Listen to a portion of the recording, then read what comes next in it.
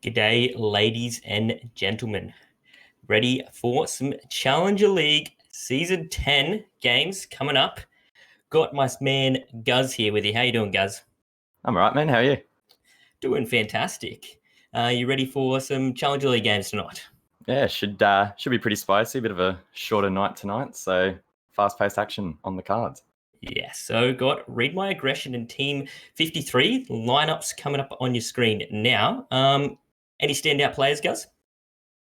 At the moment, not really. A little bit of a small sample size. From RMA, Sagion.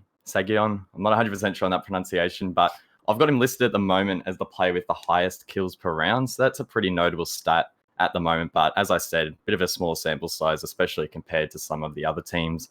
Going to Team 53, probably an even worse sample size. They performed pretty poorly on their first play day. So hopefully they can turn things around here and try and get themselves some points. Both these teams, in fact, on 0 points. So a bit of a scrap fest at the bottom.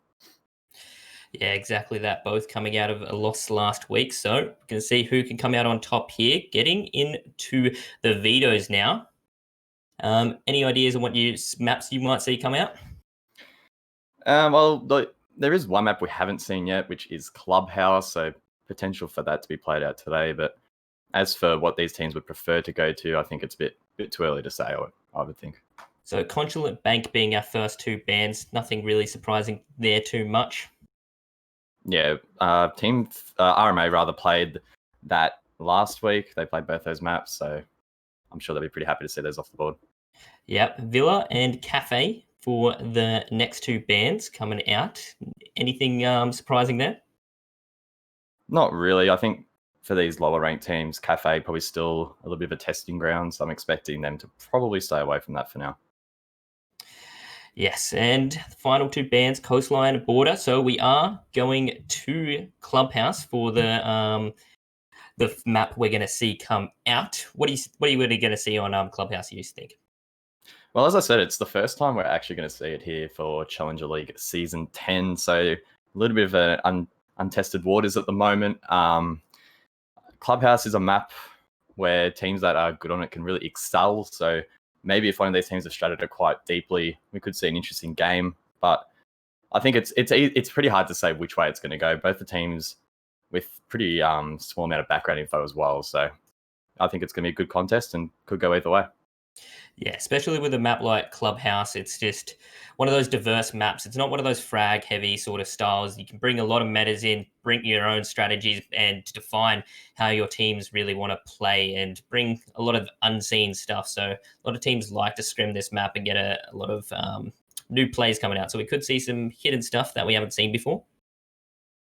Yeah, I remember I think it was the Challenger League quals, we saw Homeless bring out some crazy impact trick on Clubhouse. I'm not sure we'll see anything maybe to that extent because that one was pretty wild, but you are right. We could see some new stuff coming out here. Both these teams, literally no point hiding any strats at this point when you're so low down in the standings. If either of these teams walk out of today with 0 points, it's pretty tough for them to be any chance of qualifying. So I think they're going to bring out all the stocks and that should make for some interesting gameplay. Yeah, it's definitely going to be a big game. Both teams sort of fighting to stay in to the league right now. But jumping into Clubhouse now, you got any expected bans from previous maps or? Again, small sample sizes, so not much to go off. Probably expecting at least one hard breach ban, as we often see on this map, whether that be the Maverick or the Thermite. I would be thinking they're going to lean towards that Maverick ban just for comfort. Particularly with RMA, of course, having that first ban starting on the defense. Yeah, and Clubhouse is just notorious for having a Maverick ban pretty much all the time. You rarely see Clubhouse being played, but Capitao, that's also a pretty common ban to see come out on Club, considering how much bandit tricking does go down on this map. Yeah, Capitao has been banned out a couple times across the map so far, and Thatcher will be following up suit. So no hard breaches off the board, so I should be fired because my prediction was terrible, but it is going to definitely create problems for those hard breaches either way. Mirror being the first of the defensive bans, and I'm expecting this chuck to probably be followed up with something along the lines of an Echo. I'm more leaning towards Kaid, maybe. Yeah, definitely a fair point. Yeah. So Kaid gonna could be a ban, but so Echo's definitely a good intel operator to get rid of, but you're better than me, and Kaid's still in the play. Yeah, apologies there if you heard a bit of background noise. That was actually our beloved Dev Mata joining the stream accidentally from Japan. So shout out to Dev. Congrats to him for his gig at Japan. But unfortunately, he stuck with us too for the cast because he's a little bit busy. So heading into round number 1, we will be heading to CCTV and Cash first up. Pretty standard lineups here, I would think. Yeah, nothing really standing out. That Kaid's going to be difficult to find, but queuing an IQ on the board, but they're not choosing to bring that Maverick, even though it's still in play. So good to see the IQ going below, or a 6-pick to the boy. But yeah, there's the 6-pick to Mav. So IQ and Mav is just a match made in heaven right there. Yeah, definitely an interesting lineup. Those bans, I think, are going to play a massive role in how this map really plays out, as neither team's going to be overly comfortable, particularly on that attack. And hopefully for the sake of the defenders, they can play into that and try and force them into some unfavourable positions. What are your thoughts, though, on heading upstairs first? Because I feel like downstairs could also possibly be equally viable, depending on how these teams want to approach it. I would expect with the Thatcher being banned, immediately makes the bottom floor a lot stronger of a site, considering you have that Kaid still in play. You can electrify the hatches. They're not going to be able to open as much of many angles. So the top floor, still a strong site, but I reckon the bottom is going to be a little bit stronger with the bans that we have present. Entering the attacking stage now, Team 53 is still trying to gather some intel here, using their drones to full effect. And I feel like when your team doesn't have the strongest frags, which neither of these teams really displayed in the previous week, intel is going to play a massive role in how this plays out. And if they can gather that intel early, particularly on that attack, and try and get that man advantage, that will definitely pay dividends late in the round. Clubhouse with these bans is going to be quite a tough execute, especially with that hard breach to dial. So I think it's going to be really important they get this info. Yeah, Bundy playing a pretty precarious spot here, and goes to try to impact trick, but the impact blows right in his face, and they won't manage to get that off. So there's already one exothermic charge being used to open up the kitchen side, and Sphinx just going to be taking a lot of HP as he tries to open up this spot. Yeah, Sphinx losing a lot of health there. Trying to do the Maverick trick here where you torch the top and the bottom of the wall. That will make it soft, so then a soft breach like Sophia, for example, can come in and break that wall open nice and easily. But there we go. Sphinx gets taken out by Bundy. A clean headshot from him. He escapes with just a sliver of health, but that's just enough to keep maintaining pressure on the top of the catwalk here, watching over Garage. Hamio gets Sagian meanwhile, so he evens out the man count. But I still have to think this is in the advantage of the defenders at this stage. Yeah, that's a massive frag to get rid of the Maverick already. Now that wall's pretty much going to stay soft for a while now, considering they have to get that IQ to find out where this Electro Claw is. Bundy extremely low after that engagement, and still time ticking away. Now the pressure's on 53 to try and get some players inside the building and try and get these frags out. Having that kill onto the Jaeger, it's good getting rid of one of the roamers out already, but I'm pretty sure we still do have the Legion walking around. Ghetto, meanwhile, gaining some really good control here over at Construction with a minute to go. He can get this wall open to the east right next to him, and that'll cause a lot of troubles for these players sitting inside of Cash. Lucifer there doesn't have an Electro Claw, so he can't juggle the wall. That's going to force him now back towards the far east, rather, side of this objective. And time not really on his side here. There we go. Praz will shoot in. Manages to get one onto Lucifer. Hamio follows it up with a second onto Norden. That secures his double, and just like that, Team 53 have control of site. Bundy's still on the catwalk, low on HP. Pun left in a very precarious position here. Needs to play Plantanol as well as covering his behind. Johnston will drop Bundy though, and Pun now needs to get aggro. He will get one, but now he needs to retake up the stairs, and this position should be fortified by these attackers.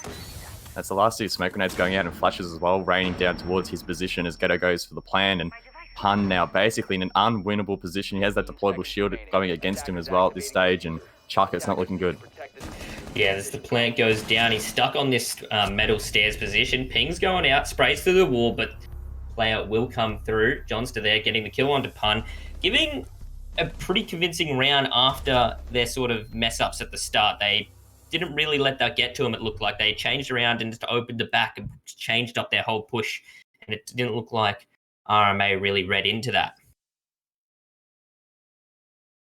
Yeah, pretty good start there from Team 53. I think that Intel game paying dividends for them in the end, as it appeared many of those members of RMA sort of just cornered into positions in the site where they couldn't really escape. Team 53 covered them quite well, and unfortunately, Pun there was left in a very precarious position, basically unwinnable. Could have potentially been a chance if he had that intel to deny the plant from below with the shotgun, but I think by that stage it was basically over, and they're going to try it again though, so I'm not sure that's the play, Shark. I personally probably would have thought about going below before trying this again. Yeah, I think exactly the same. Going towards that below site, trying to at least get a round on the board and secure some rounds here, especially on Clubhouse where it's more notably defender sided. Need those extra couple rounds when you go towards that attack. So they're struggling on here. Would see them usually change off, but time will tell if they can pick up on what they did wrong and can change up their playstyle just a little to take a round out. Shotguns being used rather in full effect here by the defenders. They've also got the little peek hole there towards stock to try and deny that control that Team 53 might try and gather from below, and also utilizing that shotgun a lot on site for rotates and peek holes, as well as enabling them to throw gadgets between the sites as well. Gas canisters in play and Legion mines even to it to some extent. So shotguns not always just used for fragging, particularly in this competitive setting. Teams love to use it to remodel the map and change the way it plays out a little bit. IQ once again going for this pixel, or bullet hole rather, from Strip Club. Yet to net a kill, was close that round, but I do like the control Team 53 are establishing in these early phases of the round. Yeah, we really need Sphinx to not have that misplay, and it's very dangerous to try and go for this opening on the wall. As he misses that middle part, means he's going to have to reposition and put himself in a dangerous spot to try and get this off. Bundy in a very precarious spot right now. It does manage to get the impact trick off. And that's going to be one exothermic going down. Massive play for Bundy. It looks like we have seen some reading into how they push this map and got that off perfectly, but still not making this wall soft at the moment, and still a little unsure why. It needs to go a little bit further on the bottom, and the wall manages to get soft, and Zofia will be able to open it pretty easily. Bundy holding the long angle, seeing if anyone will over-aggress. Yeah, Bundy with full HP this time as well. Very dangerous facing the Alder in this position. A lot of angles that Bundy needs to be mindful of, but that catwalk going to offer a lot of protection. Get meanwhile from below will actually eventually get that wall open, so that's going to put a little bit more pressure on his position. But the time now for Team 53 starting to wear a little thin. Norton using those holes made earlier inside of stock, trying to gather a kill. Will be unsuccessful. He will now rotate back towards side as Hamyo pushes up from below. Bit of a quiet phase of the round now as Team 53 need to be mindful if there's any more roamers around the map. Didn't seem to be too aware of that Legion's position earlier, so they could be mindful of others. And Sagion now on that Jaeger down towards Jimbo. Nice rotating to bathroom as well. Could cause some issues as Bundy's still causing issues from catwalk. So Team 53 basically completely stalled out at the moment. Norton gets Hamyo as well, so that's going to make things even more difficult. Bundy just peeking away at the wrong time there as he gets flashed. Ghetto holding that angle with the ACOG. Can just see the tip of his gun. Unable to hit that for damage though, as Bundy still holding his angle. Chuck, he's looking pretty dangerous. Yeah, he's fallen off. He's going to hold a little bit of a safer angle, as we do see Praz move in and get a kill on side there. And Ghetto all peeks in and takes Bundy's head right off, taking a fair chunk of his HP for it. But Norton's low HP as well as he tries to peek out, and will pick up a massive kill onto Norton there. But Frag's going either way, and triple kill coming out for Praz at this point. 10 seconds, and they don't need to go for the plant. Sphinx gets it, and Pun goes down. Good execute there coming out from Team 53. It looked pretty dire for the majority of that round, but they're able to turn it around quite quickly there. Potentially, Read My Aggression getting a little bit complacent that round. Even from my point of view, I thought RMA basically had that one in the bag, and they seemed to play a little bit stagnant, maybe a little bit too defensively, really. And that lack of aggression, Team 53 were able to capitalize on as they take 2 rounds in a row from the same site. That's going to now force... not technically force, but going to force mentally RMA now to head down to basement. Probably not the wisest decision to go to the same site 3 times in a row if you've lost it twice. So pretty good decision from them. What do you think they need to change up this round though, Chuck? Because the last 2 have been a little bit disappointing. just what we've seen, they've had a couple of roamers, but those roamers really haven't been getting into engagements or letting themselves be known to sort of waste that time. And I reckon that's a major problem that RMA are coming out from here. That it's giving the Team 53 way too much time to work with and execute all these plays. It's going to be interesting to see the setup here that RMA go for. I was critical of them in the previous round for maybe being a little bit too defensive in the later stages of the round. We could maybe see them try to aggress early stage and prevent Team 53 from gathering that early round intel. But the thing is, on basement, that roam can be so difficult as the rotate back to site. It's incredibly difficult and quite easy to shut down. The attackers have the Nomad as well on flank watch, so probably wouldn't be favourable for them to roam at this stage, particularly at that round deficit. Probably not the most confident at this stage with their shot. Going down those early round losses, so I think they're going to have to be really mindful of how much control they give away early and be mindful of that come the later stages of this round. Drone activated. With this side, it's more favourable to sort of turtle up, so we could see them just have that 5-man stack, and it's easier to hold compared to that cash room where maybe you need some of those roamers coming out on here. But this side, it's probably easier to just completely have every man on site and just hold angles, and the majority usually win the round with that sort of setup. Jackal being used here by Team 53. Trying to gather some of those footprints and should be able to get some of those defenders would have had to go above to get those hatches. Device ready. An interesting operator choice. We don't see in an overwhelming majority of competitive matches. We do see Jackal Band, of course, a lot of in the ranked scene, but in competitive it's a little bit different. A lot more site dependent and dependent on the team structure. Tamio now pushes down the stairs, still pinging out some enemies here. Maybe a slight inefficient use of that Inox as that member's deep inside and not fraggable at the moment, and having some issues here with those Legion Mines coming out and slowing his progress even more. I think Team 53 need to be gathering more control of above here, trying to open up the floor, try and get some of those hatches open as well. But I think that could prove difficult from this setup that RMA have brought here. Yeah, with that Jackal being brought, it really shuts down the roamers, but if there's no roamers to really shut down, then you're just going to know the players on site. So the Inoxes are better off to be used later round, and looks like Bundy's set up for an impact trick here, and he's just going to peg an impact towards that main stairwell, seeing if anything can go out. It does look like some damage has gone towards, and maybe an impact trick. Did he get that impact trick with, or is one exothermic already being used? I'm not too sure, but the second charge will come out. That impact trick will be unsuccessful because he places so low down on the wall. Team 53 now with complete entry in towards the back of Bahi, inside of Church. Northern though will shut down Praz, so that makes it a 4 versus 5. That makes it a little bit more difficult. Hopefully Nomad has already used those air jabs. I can hear at least one, so that'll deny the rotate inside of Moto. Maverick will be opening the hatch. That's to try and counter that Electro Claw that you can see there.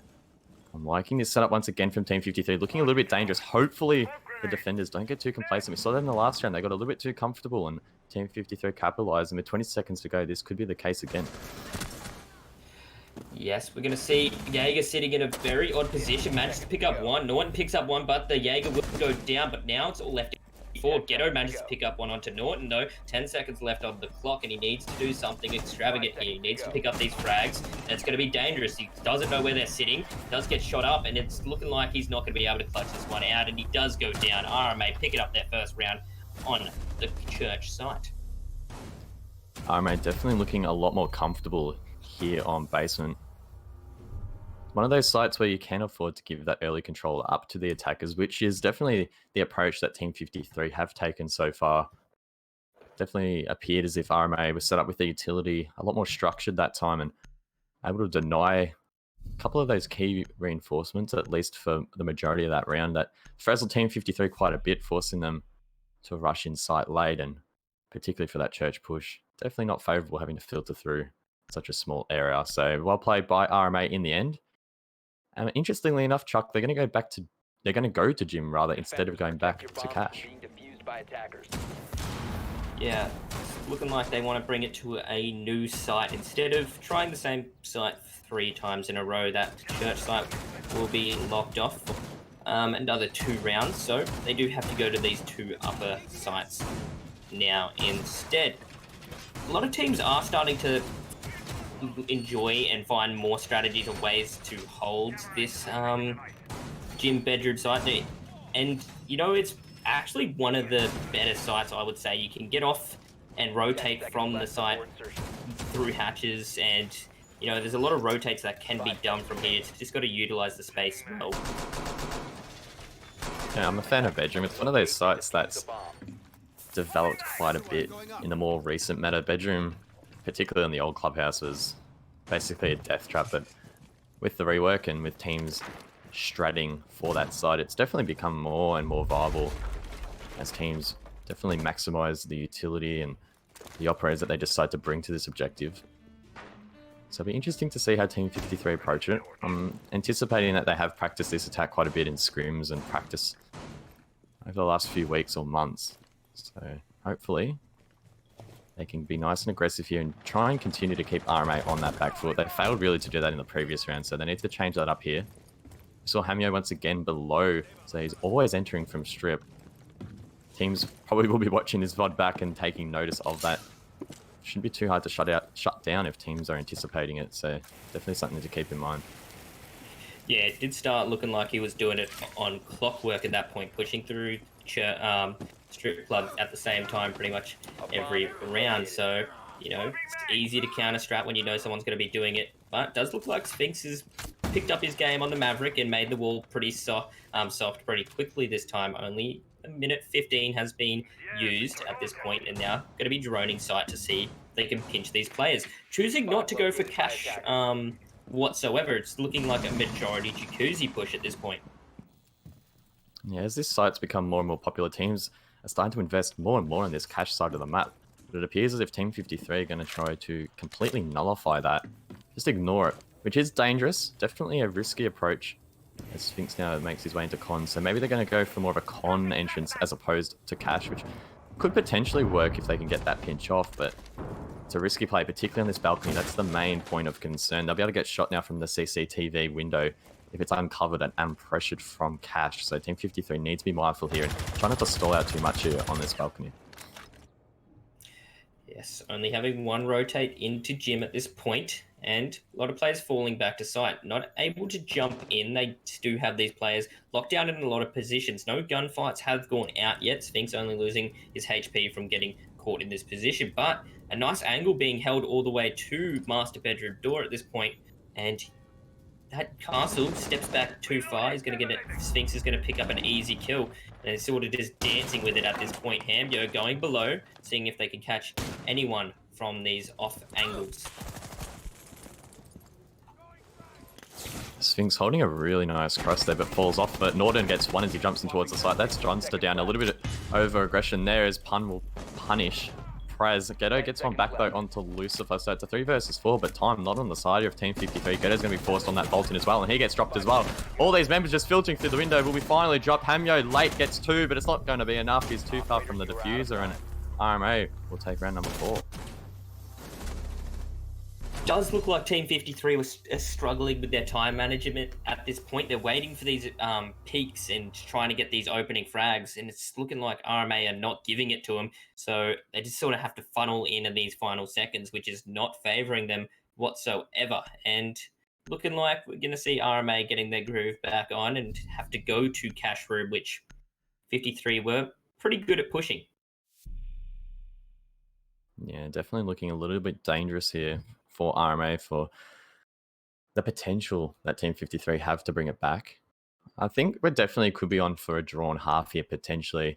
You would have to expect Team 53 to look quite strong on this side, but then potentially the defenders will bring it back on basement once again. So it's definitely shaping up to be a close matchup, which I expected. Probably not quite this close, so it's definitely good to watch. Some interesting strategies coming out from both teams. Definite game plans being executed so far. But I think the real test is going to be adaptability. Both teams seem to be doing the same thing round in, round out. I think whichever team takes the front foot, takes that first foot forward and tries to read into that and adapts their playstyle just a little bit, could well throw their opponent off. So I think that's going to be something we keep an eye on here. Yeah, and going to the next half, I reckon it's really decided on this round if it's going to be a drawn half or if it's going to go to AMR, because I reckon you've pretty much got they've got the bottom site in the bag. It's just this site that they are really struggling with at this point. Team 53, though, looking like they will go for this eastern wall once again. Probably expecting Sphinx to go on that Blair Torch, as Hamyo has predicted. He'll go down to strip and try and get this early pick. Doesn't look like he'll get anyone once again. Hopefully Sphinx can be a little bit more efficient with that blowtorch this round. We've seen him have some troubles in the previous rounds, inflicting a lot of damage and taking a lot of time as the defenders are able to prepare for that wall to be breached open. So hopefully he can be a little bit quicker this round and try not to be countered. You'll have to be mindful. Bundy there could potentially get the pick. He sees him through the hole, and there we go. Sphinx off the board. Bundy once again will drop him, and just like that, Team 53 on the back foot. It's a very dangerous spot to try and open up, and especially the way he's doing it, he's exposing a lot of his body while he opens it up, and it's a free kill from Rafters at that point. Ham sort of going through the bottom now, concerned that there could be someone playing around in church at this point, but they're still trying to get this garage wall open, and I believe one exothermic charge has already been dedicated to that area, and no, still got one in his pocket, so we'll manage to open up garage now as the rest of the team sort of go to push in, and Prax gets a kill onto Bundy. That's going to be the Maestro player going down through the same hole he got the kill on to Mav from. Sagion replacing Bundy's role at the top of the catwalk here. So important to have a play here to try and gather control. Just peeks away at the wrong time as someone peeks the main door. That could have been potentially dangerous there, as Hamyo still roaming below. So an interesting play from him, yet to net a kill. There we go. Actually, he will get Norton off the board. So that's going to be Mute taken out, and that's a great flank from him. That puts the defenders at the main disadvantage, but they still have quite a strong position. Sagion going to be key here. 2 frags he needs to try and collect if his team has any chance of winning this round. If they lose garage control here, the attackers should be able to capitalize. Sagion getting super stunned here. Could be taken out, and he is. There we go. Praz with the double kill. Almost secures a triple as well as he shoots in towards the site. And now Pun and Lucifer left in a pretty unfavorable position at the 2-man disadvantage. Yes, not in the best situation right now, but still got Kaid alive with that TCSG, and it's such a powerful shotgun, can do a lot of damage, but he gets shot in the hip as he peeks the wrong direction. That's going to be making him lose the majority of his health. Pun is tagged down to very low as well, as they know the positioning of where these players are. He peeks up with the shotgun. Lucifer gets the kill onto Prax, though, and that's going to put it in 3v2 now. Both players extremely low. They don't have much, but they do have the time at this point to play with.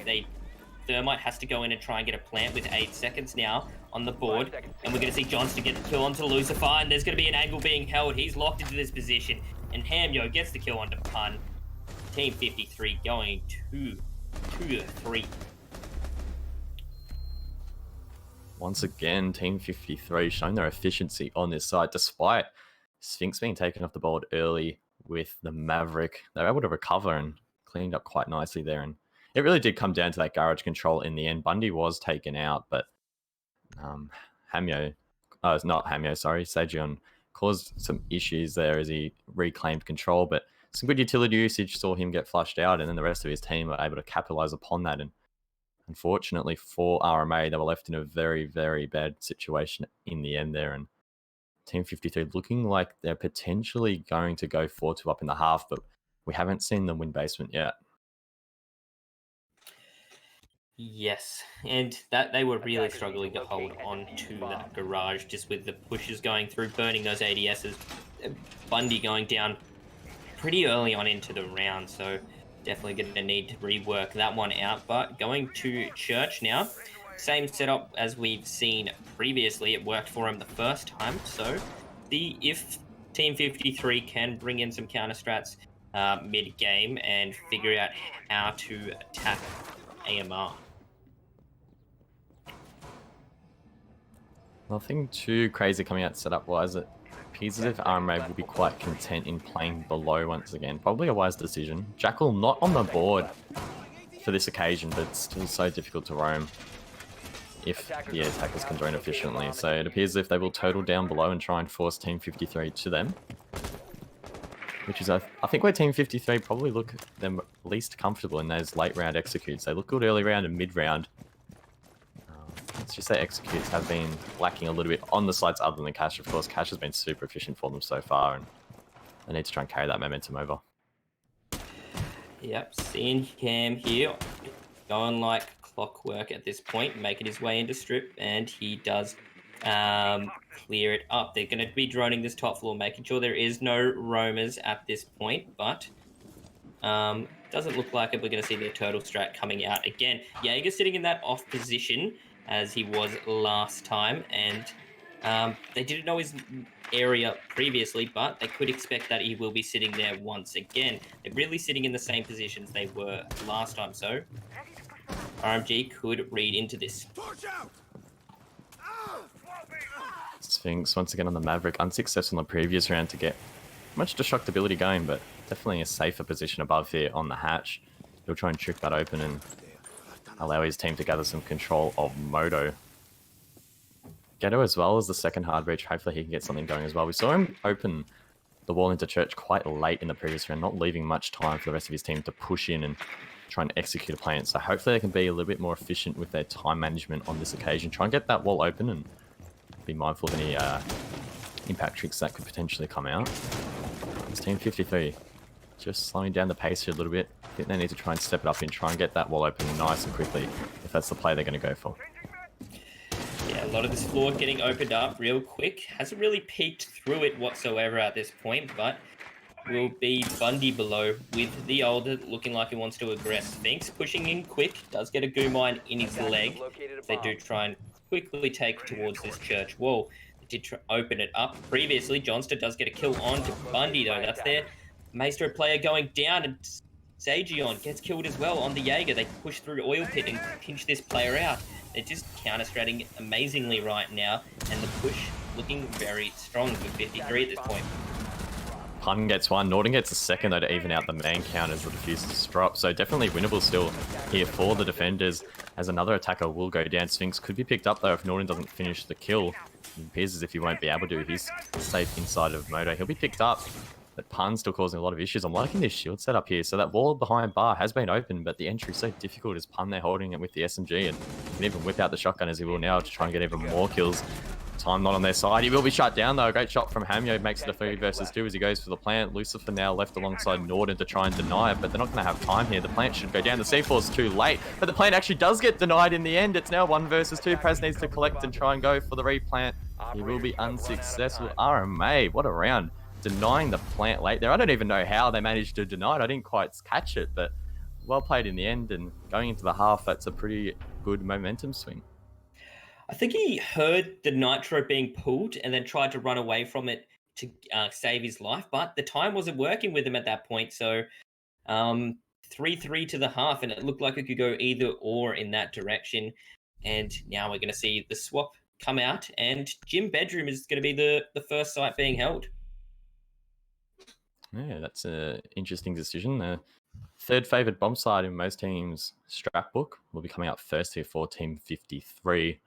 Alibi as well on the board, so going for a little bit of an unorthodox play here, and that could well throw off the attackers. But I think the main issue with doing that on this map is the attacker pool is very similar across all the objectives here, really. So I don't think it's going to mess them up too much in that department, as those hard breaches can still obviously be utilised if they try and hold cash or even on the Jacuzzi wall. So I like that Team 53 are trying to mess it up a little bit, mess around with their head, but it might not have the biggest impact on this map.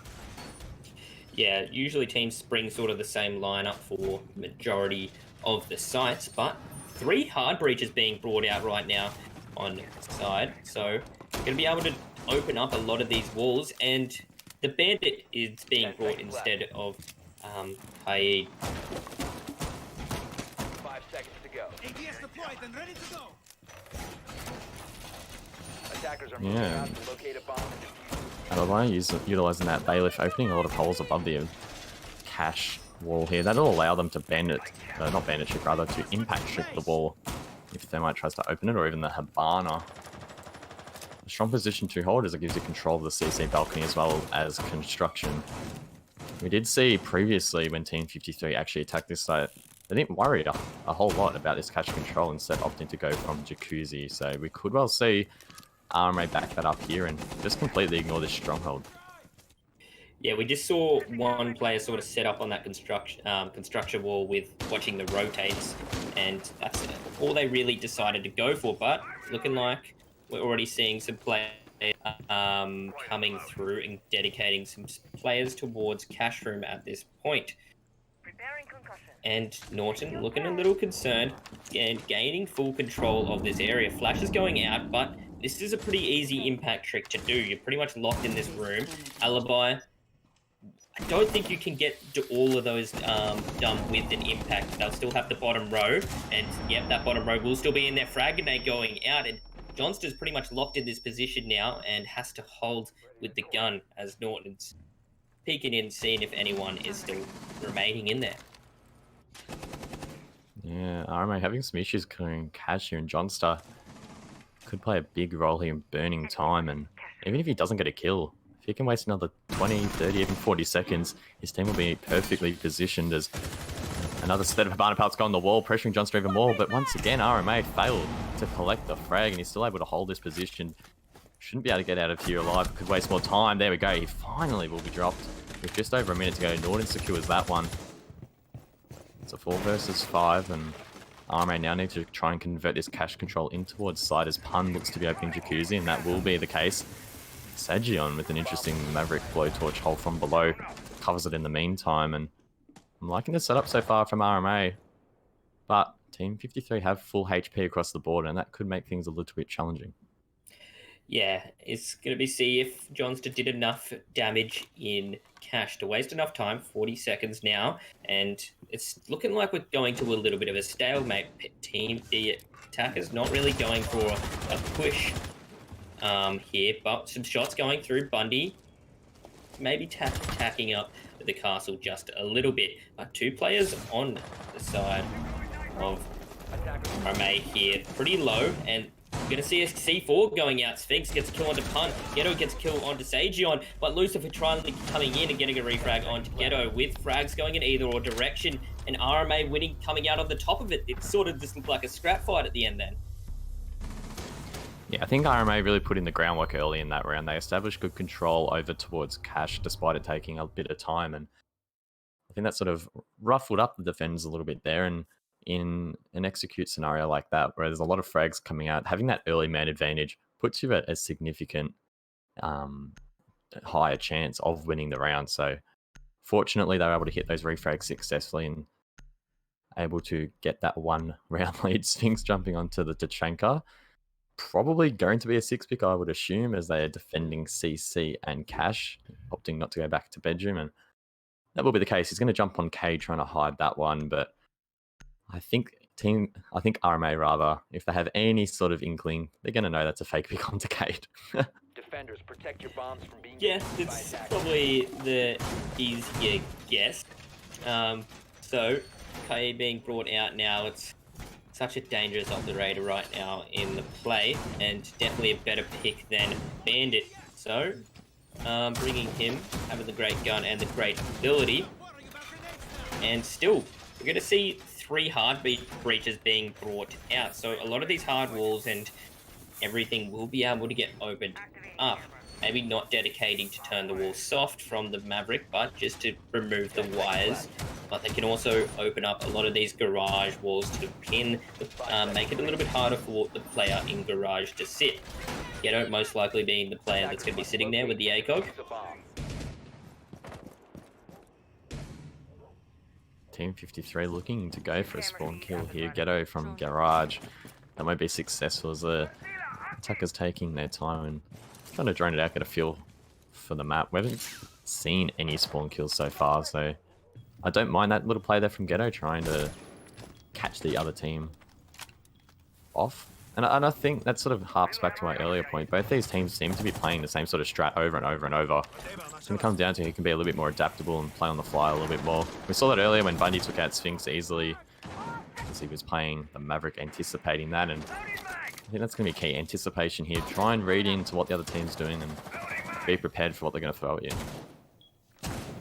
Yeah, so Rear the X-Pyro is already being used to make it a bit harder for Ghetto to be sitting up here, and he's peeking very aggressively at this point, you know, trying to force this gunfight out with Johnston playing up there also with him.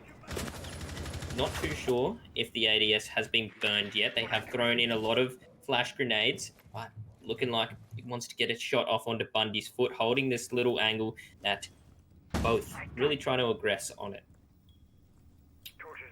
The catwalk control from Team 53 double stacked at the moment. It's going to make things so challenging for Read My Aggression to try and progress towards the site. Sagion tries to get some early shots there onto Ghetto, but he'll be able to heal himself back up quite easily as Norton only now is starting to get the wall open. So a little bit later than we saw Sphinx attempted in the previous rounds, and he's going for the same strategy. He's going to blow torch the top and the bottom to try and allow the soft breach to open it up. It's presumably going to be Bundy on the Zofia, but seems to be having a lot of issues here, getting lit up from the wall and taking his time as well. He needs to be careful that he doesn't get peeked. It doesn't look like either of the players here on top of Catwalk will be watching that angle in the meantime. Only a minute to go. Bundy gets the first onto Hamyo.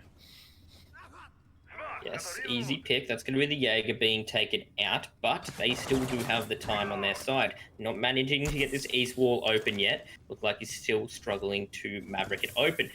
Health damage has been done. A fair chunk Bundy has lost, and so is Norton. And a peak may be coming out, but Ghetto gets off the angle as the peak comes out. Free Fire is going on his location. Takes about 25 HP in that engagement, but doesn't look like he wants to give up Garage too easily. Peak's coming out, and can he get this shot off? And he does get the kill. Johnston finishes the kill onto Bundy, though, now in a 4v4, and it's starting to look like defender's side at this point. Sargion getting a kill onto Ghetto. Lucifer gets one as well, and it's a 2 versus 4. The defenders on the back foot. They have time to work with, but unfortunately, Sajian will get Praz, and Pun will go for the plan. Sphinx with the C4 does deny it. 5 seconds to go, and they re-attempt. If Sphinx can swing wide here and get the kill, he could be on here. He manages to get one. Can he deny the plant? He needs to be careful. Crossfire, he actually manages to deny it, and the time will run out. Team 53 out of nowhere. The 1 versus 4. They will secure the round, and Chuck, what was that? That was a big throw there from the defense, from the attack. Yeah, there was so many players alive. No one watching this crossfire or the plant. He just walks straight onto site and takes out the planter. There was still players left alive. Why was no one really watching him? And especially having that powerful shotgun in the hands, you don't want to count those players out. So massive misplay, and it's just going round for round at this point, and ultimately starting to look like this map could be a draw.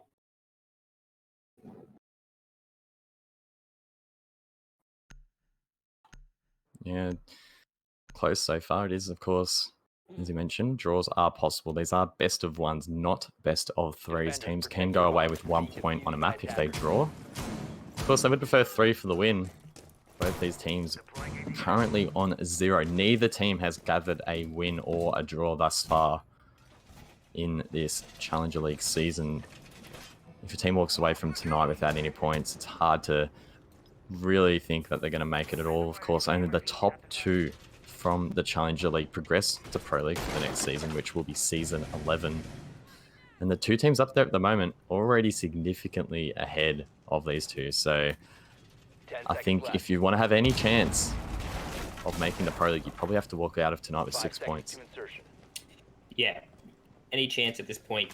They were both on 0 points. They pretty much need to win the rest of their maps if they do want to make their way onto Pro League. So both teams really can't go for a draw at this point. They need the map, so both teams are going to be fighting for that. Now we're going to see the sites being changed up, going towards the bottom, which we've seen so far has been more defender-sided at this point. Defender-sided indeed, and that's a trend that we have seen throughout Challenger League so far in this season. Defenders definitely having the upper hand in most cases. The defending win rate actually sitting at 59% at the moment, so definitely favourable, and expecting that trend to probably continue as the season progresses. Johnston with the C4 early will try and get one from Logi, but he will be unsuccessful, and that's 1 C4 off the ball already for Team 53. Probably would have been wise to save that for Plantanol later in the round, but he opted to go for that early aggression. It didn't pay off, and hopefully it doesn't come back to bite him later. It is also the first roam that we have really seen on this side as well, coming out from the Mozzie. I think it's going to be really critical that the attackers shut this down, and it looks like they haven't pinched it quite yet. Johnston could get one here onto Jacuzzi, but no, he will be shut down. Lucifer for a great shot, walks away with 100 HP, and the man advantage to boot. That's not the best start for the defenders, sorry. Not really wasting much time and losing a life with it. And Kitchen Hatch gets opened in the play. They're not going for that impact trick, even though could viably go for the impact to make sure Kitchen Hatch does not get opened up. But that's pretty much open for free at this point, and now giving the attackers a lot of time to complete the rest of their execute. A little concerned about these cameras from Valkyrie looking up to the roof, but spotting none out so far. Just eclipsing the 1 minute point of the round. All 5 attackers left alive in a perfect position to try and clutch this round out. Sajian takes a little bit of damage off screen, but he's still alive. 3 hard breaches available for RMA. They need to try and get this church wall open ASAP. The more time they take, the longer it's going to be to get the plan, and the less opportunities they have to go for another plant attempt. As Pun, he's lying on the wall. Bundy sets up to try and chuck a lifeline over there to stun the enemies that could potentially be trying to juggle it. Cade, potentially they're trying to do so. Sinks should have some electro claws there to work with. Not much time as it will finally be electrocuted. Pun going for the one wall that isn't though. It does look like Cade has taken it potentially off the wall and will put it on the other side, but it's not going to be denied. A big oversight there from Team 53 in 15 seconds now for RMA to play to try and get this plant down, but it will be dropped. Sphinx behind the bar with the shotgun gets one, but he gets quickly refragged. It's a 3 versus 3, 5 seconds to go, and the frags are coming out. The diffuser drops though as they try and get it through that hard breach wall. And there we go. The round should go the way of Team 53, and it will. Sajian unable to recollect the diffuser and get the plan, and pretty good round there from the defense. Started off not a little bit shaky forward defense, but then really clutched it out at the end. RMA sort of slowed down their push completely. They had all that time. They took out the roamers and had all these openings to go for, and they really didn't take advantage of it. They slowed everything down and really paid dividends for it. Heading into what could potentially be a point for Team 53. If they take this round over at Gym Bedroom, they'll walk away from tonight with at least 1 point on the board, which will be at least something to show for their efforts. But RMA, they're not going to go down without a fight. Sphinx decides to stay on that bandit. Probably a wise decision, expecting him to juggle the jacuzzi ball. They haven't brought the Cade on this occasion. Only one of those hard breach denials are on the board, so Team 53 needs to be super mindful of how they expend that utility and how they protect Sphinx, because if he dies here, that could definitely throw a spanner in the works for this defense. Yeah, and it's one of the harder walls to try and bandit trick, especially since the map's being brought out. They can just quickly open up those lines of sights from below and then have someone on the rappel and completely make it impossible to bandit trick. But does look like he may be going for it. It's positioned all the way over at cash room at the moment, but most likely will rotate all the way back. Attackers must locate and defuse the bomb. A couple of early profiles coming out from Sajian towards Cash, and it appears as if RMA will opt to push from that side of the map and try and pressure Johnstar, who held Cash quite notably previously, causing quite some issues. Wasn't quite enough though to win Team 53 the round, as RMA eventually shut him down, but I definitely think they could have gone about it more efficiently, and I'm expecting them to do so here as they seem to be on that front foot. A little bit more aggressive this time, trying to get something going. Bundy, with that punch hole, is covering the cross as the rest of his members come in to try and open the wall. CCTV window has been controlled as well, so hopefully Chuck, RMA can be a little bit quicker here clearing out these players.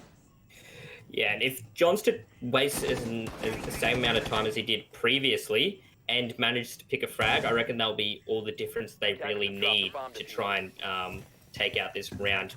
Going to see maybe a little bit of a change up where these X-Kyros are going to be placed, and we will see that. One impact trick going out doesn't get the bottom row of Kyros, so just going to be holding this angle and not really watching towards the door whatsoever, relying on Prax to cover it for. Lucifer with the grenade will drop Johnston, so that's the alibi inside of Cash off the board, and that should allow them to progress. The double kill, a really nice shot there onto Praz through the wall, and he could potentially get a third here. Ghetto holding hard to his hard right with the shotgun. he gets the wide swing, it could potentially work as the ball at Jacuzzi now getting opened. A lot of these players from Team 53 under the pump here. They still need to be mindful of their utility usage whilst at that main disadvantage. A lot of multitasking going on as Hamyo finally rotates up the main stairs. The players, though, are in pretty key positions to get frags, so they could bring this one back. Yeah, so good positioning at this point. Don't have the man advantage to sort of win a lot of gunfights. And now going through. So Ghetto just going to be holding these angles with players really not executing yet. They're slowing down, looking for these frags, but they do have the man advantage to jump in. Lucifer maybe going to go for another frag. Doesn't look like it's going to land, but Ghetto manages to pick up one on Bundy as we see Lucifer running in with the Skeleton Key, whiffs all his shots, and Ghetto gets the shot off. Sagion gets one though on Sphinx, and now 2v3. It's just going left and right at this point. Pun trying to get that plant down. Doesn't have much to go as Ghetto gets Sagion, so it's now a 2 versus 2 post-plant scenario. Hamyo from the main stairs can't get one. Pun gets the second. There we go. RMA quickly cleaned that round up. Yeah, it looked a little bit iffy towards the end as the kills went either or, but cleaning it up at the end once the plant went down, and it's starting to sort of look like we're going to see a tie. Definitely could be on the cards. If either team want the win here, of course, they need to win the next 2 rounds in a row. And I think that's going to be a tall feat. Both teams seem to be back and forth quite a bit so far. Neither team able to really grab onto that momentum and carry it for more than really 2 or 3 rounds at a time. So definitely would agree with you. A draw well and truly on the cards here. And Team 53, they'll be heading to CCTV and Cash. Yet to have a successful bedroom defense yet, unfortunately for them. And I feel like they probably won't want to go back there again on this map. Yeah, so it's looking... We haven't really seen too many back-to-back rounds coming out since the start of this map. Really just been going one to the other, so could be a tie. And now, going here, more of the dangerous sort of site. It's been a little bit iffy if the defenders are going to win it at this point. So, what do you reckon we need to see out of adaptation from 53 to win this site? Team 53, I feel like, are a team that thrive in those early stages of the round, which is really not where you see a lot of activity coming out from the defense in most cases. And maybe that can be pinned down to some issues in their late round. Maybe it's their communication. Maybe the comms are getting too cluttered. Maybe they don't quite have their players having quite that synergy yet together. They are still a relatively new team compared to most of the teams in the league. And I feel like a late round is really the phase where a team's synergy really will come through. So maybe it'll just take a bit of time for them to improve upon that late round, as we've seen them be executed upon with relative ease in a couple of these defensive rounds. So I think if they can hold strong in that last sort of minute and a half phase, they should be pretty well set up here to take the map. Yeah, so now going to be doing quick works with getting these walls open up. A little bit of a wonky line, but most likely will still work. I think there is one little bit of metal that could mess with it up the top, but does patch it up at the end. All the X-cars have been used towards garage, and Lucifer clearing out the back through this window. Looking like they want to get rid of Ghetto, who caused a lot of trouble up here previously. And this catwalk being in such a strong position, and there we go, Ghetto putting on display why. He gets refragged quite quickly though. Norton from the main wall shuts him down, so that's probably not the worst net result. Habana lost for a dock on catwalk. I'd probably take that, particularly considering that Habana's not going to have a massive impact on how the rest of this round plays out. But we are now in that critical phase. The last half of the round, 1:30 to go, and this is where Team 53 have looked a little bit weak.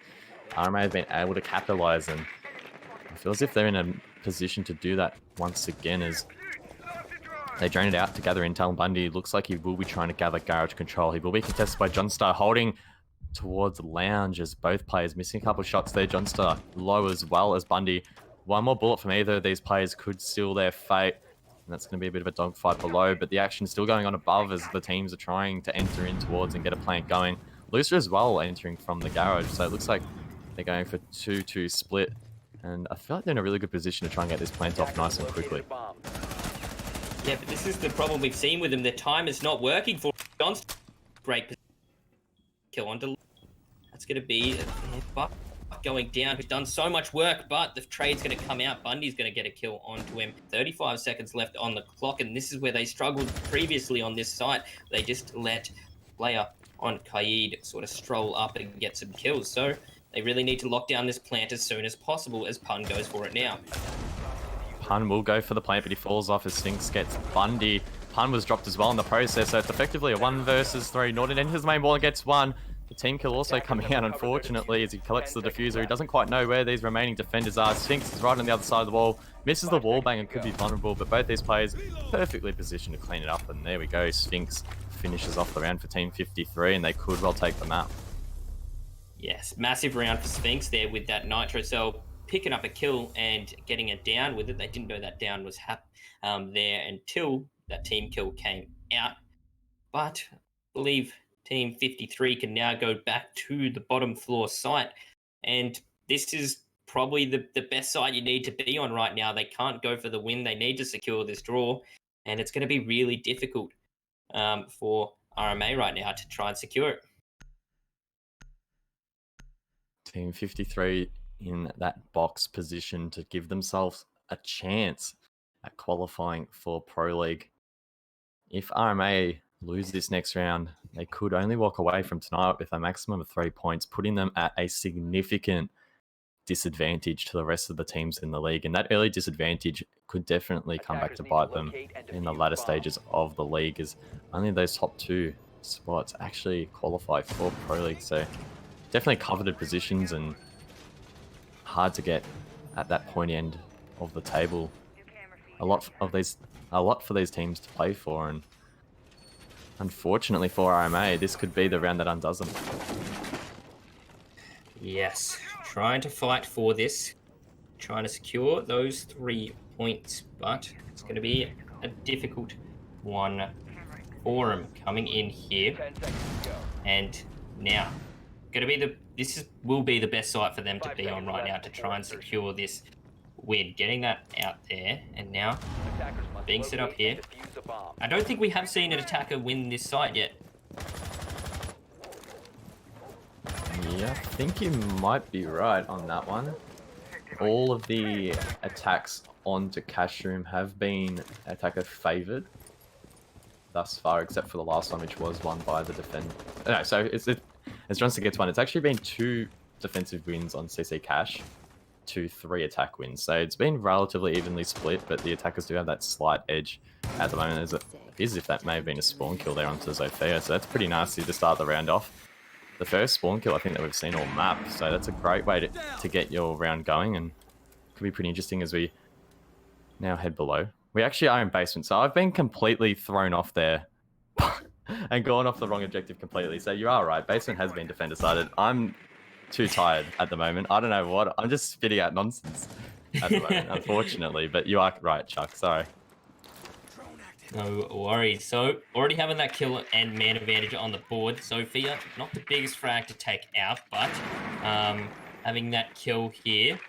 Nitro Cell goes off, doesn't quite land. They knew exactly where that positioning was. And Lucifer's still concerned about these cameras, just looking around. They don't have that IQ to spot out where all those cams could be. Norton trying to frag out, see if anyone will peek into his gunfire. It doesn't look like they will. Half the round has been diminished. They do manage to get this Moto hatch opened up, but looks like these bandit wires will be placed towards Church, which is going to be pretty difficult to remove them. Still, Mav in play could have something to say about that. C4 coming out there from the defenders, unable to net the kill there. I think Sajion lucky to get away with his life there above. The rest of the attackers try to force the man count to go back in their advantage. It's still at their disadvantage, unfortunately, at the moment. It is a 4-on-5 scenario, and on an execute like Basement, that's going to be so challenging to try and overcome. They need to try and get an early pick here, but it seems as if Team 53 are quite content in sitting back and forcing RMA, the attackers, in towards their line of sight, which is probably the right way to go about it, as RMA now juggle the diffuser around and might try and get that wall open once again behind bar. It seems like every team has been going for this attack so far. There's Punisher actually over towards Dirt using the exothermic charge there. So we could see a push coming out from Dirt at the moment. It looks like there is a player at the end there to try and deny it. It's going to generate some nice angles in towards Armory. And if Pun can try and get a frag here, it could turn the tables in their favour. Sejion gets one as well, and it's a 3 versus 4. This round could go their way, but a pixel from Hamyo will actually drop at the one in Tunnel. Prez gets Norton. It's a 3 versus 2 as Sejion makes his way into Arsenal's one. Could pick up a kill. He gets one. He needs to get one more as Prez gets Lucifer. He goes to the plant. Prez with the time on his side. He's going to go in and try and deny the plant. It's over at A-Case. Prez, go and get the kill. There we go. He shuts it down, but no, he actually misses the shot. I thought he got the kill, but Sejion with the knife shuts it down. The headshot just being missed out. I thought that was a headshot for sure. What the? What? There's no way. I thought he went down. There's no way he hit that. Wow, well, that's going to be the draw, Chuck. That's a eventful final seconds. I was really not expecting that whatsoever. That was just... I thought the Habana died. I don't know how the Habana didn't die. That was crazy. What? Anyway, looking at the replay package, we'll see some of the players going out so far, and it was a pretty close game in the end, Chuck, wasn't it? Yeah, very close. Did look like Team 53 were going to win that, but not quite. So we do see a draw. Both teams going away with 1 point for this first map. Still got to verse each other again, but some beautiful shots happened throughout the games. This massive play from Sphinx, I don't know how this really went down either.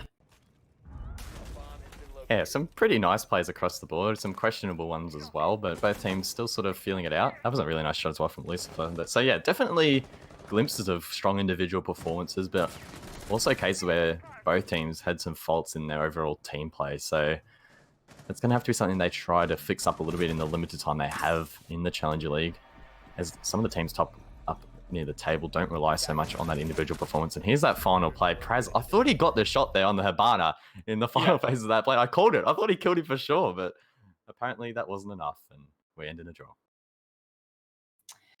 Yes, exactly that. Going to a draw. And we still got one map to go. And so, what was some standout players from you? Who was the MVP, you'd say, from that whole game? MVP. I don't know. Definitely pretty hard to call, I think. I'd say Praz on the Valkyrie there at the very end could have been the MVP, but Sejion with one of the most ridiculous knives I have probably ever seen in this game, securing them at least the draw. So probably MVP just for that one play alone. How about yourself?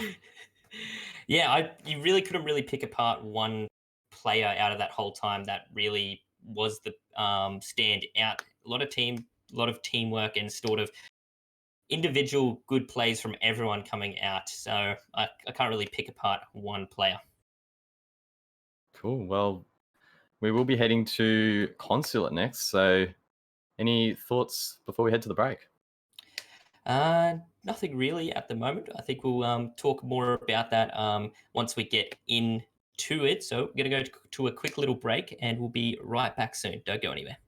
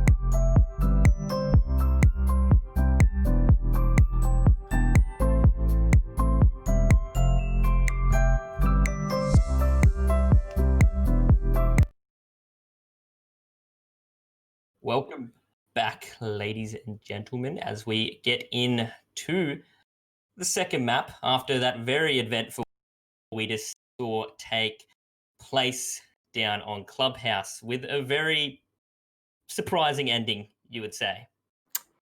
I don't know whether to think that was climactic or anticlimactic, because in some respect, there's many arguments for both sides, because not only was that a pretty dramatic play, but it really should have gone the way of the defenders. So the Sajion hitting that knife was sort of underwhelming.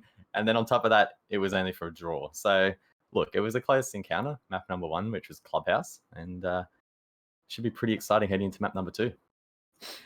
Yes, so gonna get the vetoes and bans up onto the screen right now, going all the way down to Consulate for the map we're gonna see get played. Yeah, Consulate, a map we have seen a little bit of playtime in the Challenger League as a whole. RMA actually played it against Cryptic and lost 7-2 in their first Playday, so they haven't got the best of form heading into this, as 7-2, not ideal, but it was against Cryptic, so definitely one of the stronger opponents. And I guess on the other side, Team 53 haven't actually played it at all in Challenger League, so it could still be an even playing field. Yeah, there won't be too much to sort of pick apart from the VOD that we've already seen. So since they did not play the very best, but this is more of a sort of close up and a counter that we could see go to another draw. Or what do you reckon from what we just seen? Do you reckon we go for another draw, or is it going to be a little bit more one sided? Well, heading into tonight, I definitely expected it to be really close, as both these teams are last and second last in the standings at the moment. And I think that might still be the case depending on how the points work out. But yeah, I'm definitely think another draw could be on the cards here. I think it's really going to come down to which team can utilize momentum. On map number 1, neither team really grabbed onto momentum for more than 2 rounds. So if one of the teams on Consulate could sort of get away, I can definitely see it falling out from a draw. But if it goes the same way as map number 1, it should follow suit. Yeah, and talking about time as well a little bit, both teams sort of, once they got that opening frag, slowed down their whole momentum of their push as well. They didn't really sort of seize and go into those sort of gunfights after. They slowed things down, held angles, and I reckon that's really what the downfall was. It was a lot of rounds going to very last seconds and sort of plant denial. But jumping in, consulate, bands, what do you think's going to come up? I'm expecting at least one flank watcher to probably be banned out on this map so far to try and counter any of the rotates that can come out from quite a large map. Thatcher, though, will be the first. So that's following up from map number 1, where we saw Thatcher off the board. And Chuck, do you think I'm going to be right, or could we see something a little bit different here? I reckon consulate dangerous map could be a Blackbeard being banned, but also a flank rot like a Nomad could be banned also. But Capitow, same bans. Identical ban so far. Yeah, that's pretty interesting. I'm quite surprised by that, but either way, that's the approach the teams have taken. Mute, though, that's definitely a wild card coming out there. RMA with a ban that we very actually rarely see. So definitely a bit of a left of field ban there, and should hopefully be followed up by something a little bit more generic. And there we go, Mirror. So Echo will be in play, Maestro will be in play, and so will the hard breach denial. So of course, other than Mute, we still will have Cade and Bandit. Chuck, what are your thoughts on that ban, and how do you think it's going to play out? Mute's an operator that gets played a lot, but you never see him banned, really. So this could be maybe a little bit of reading into how the other team plays and taking out something that they really rely on, but is going to be a little bit surprising and hard to replace. You can also bring that Mozzie to deny the drone areas, but that's not going to be able to deny multiple drones coming from that same spot. Yeah, I think it's going to be interesting to see how much that does affect that information gathering. I think it's really going to impact Team 53 especially. Well, both teams, of course, have been using their drones really efficiently, but Team 53 love to thrive off that early map control, and not being able to gather that intel in and around the site could make them feel a little bit cautious about taking that approach. But we will have to wait a little bit before we say that, of course. Team 53 are on the defense first. Heading above for round number 1. They're bringing an Alibi, which is quite interesting, as well as a Maestro. So we're not going to see Echo in play, despite it making it through the ban phase. Some interesting remodeling going on here as well, over towards the office.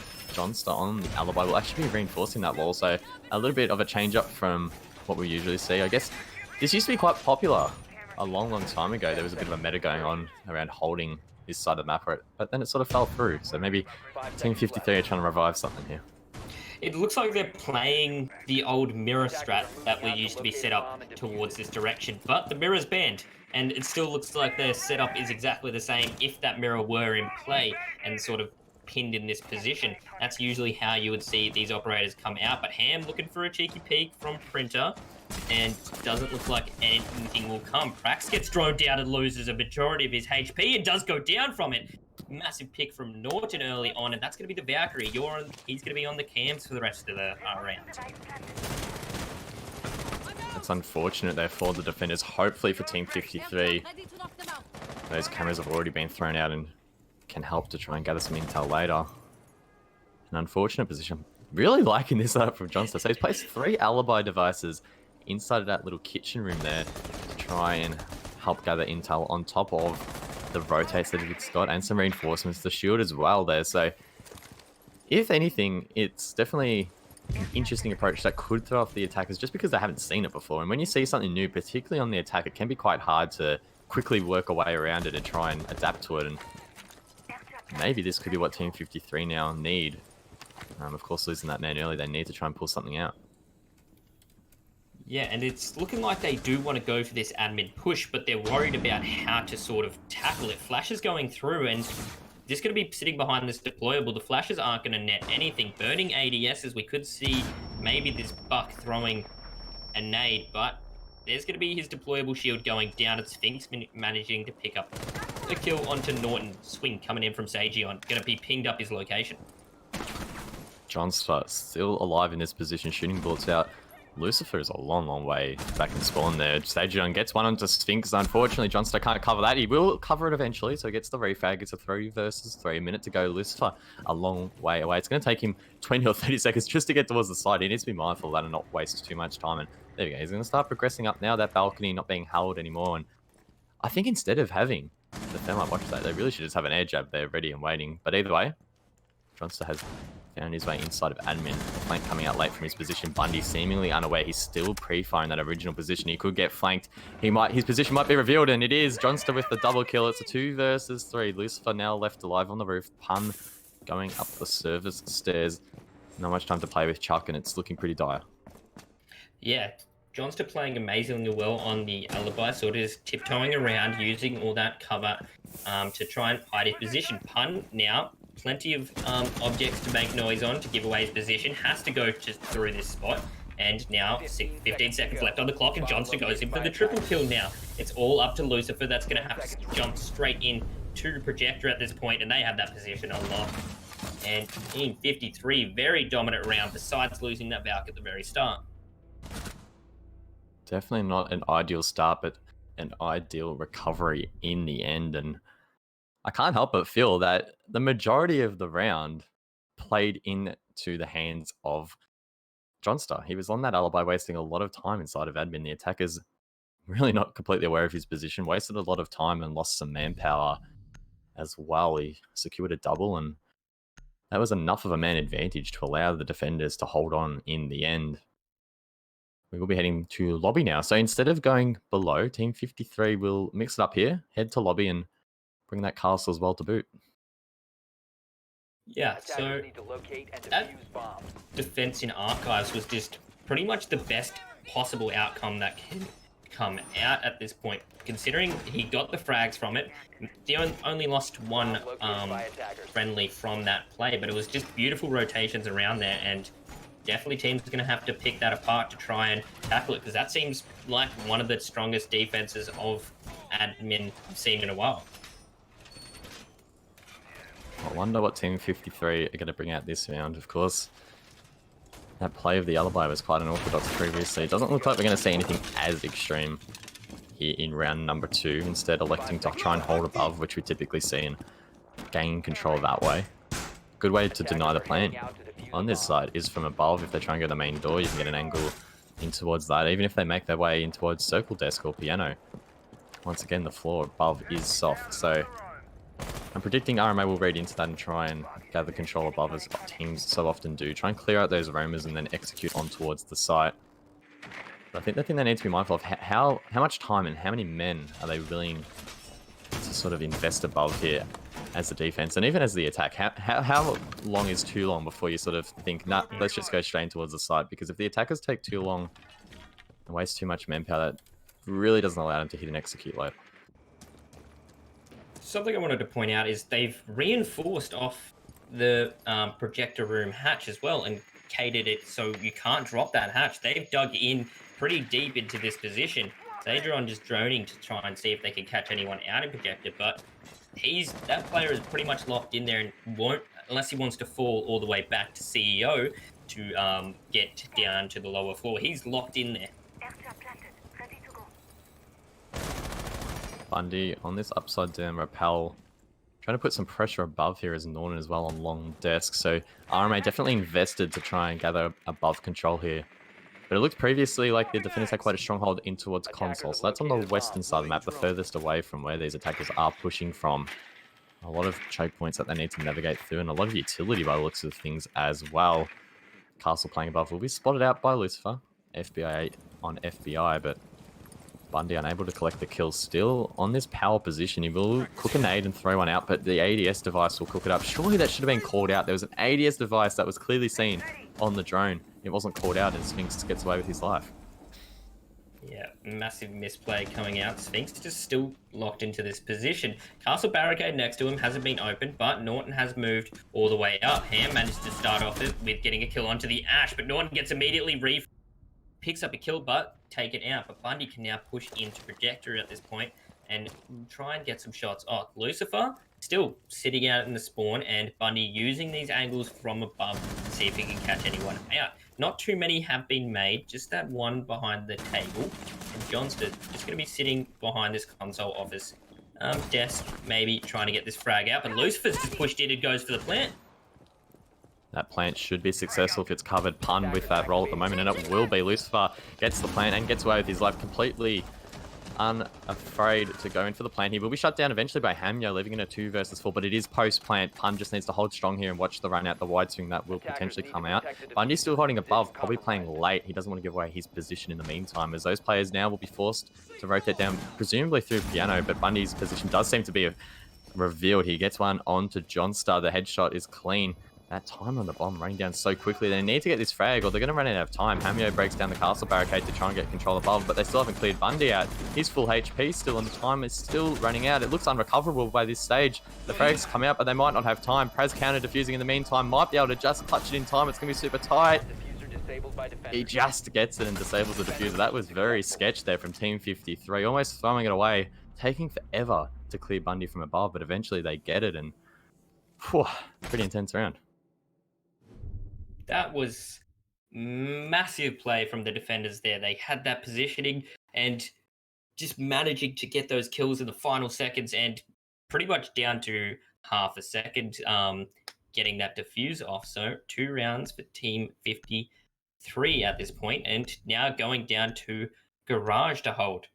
And that Thatch has been banned out, so that wall's going to be pretty easy to hold onto if they hold Piano. Cafeteria and Garage now will be the 3rd site. So the defenders had 2 decisions. Of course, the first 2 sites are blocked out, so they could have gone to the split bomb site over near Archives or elected for the more traditional basement, and that will be the case so far. And looking pretty confident so far. That last round was quite sketchy for Team 53. That counter defuse really only coming out in the last couple of milliseconds there. Probably not as close as they would have really liked, but a win's a win.